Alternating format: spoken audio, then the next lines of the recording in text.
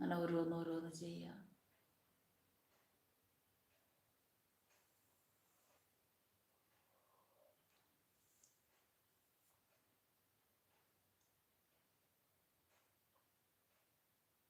ഒരിക്കൽ കൂടി പറയാം, ഞാൻ പണത്തെ ആകർഷിക്കുന്ന കാന്തമാണ്.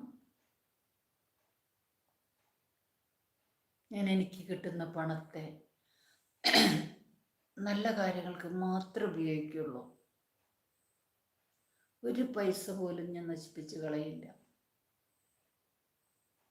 ഞാൻ ഒരു 10 രൂപ ഒരാൾക്ക് കൊടുക്കുമ്പോൾ ആ പണത്തിന് നന്ദി പറഞ്ഞുകൊണ്ട് നീ ഇപ്പം എൻ്റെ അടുത്ത് നിന്ന് പോയിക്കോ, പക്ഷെ ആ കിട്ടുന്ന ആൾക്ക് 100 ഇരട്ടിയായിട്ട് അദ്ദേഹത്തിന് കിട്ടട്ടെ എന്ന് പറയാം.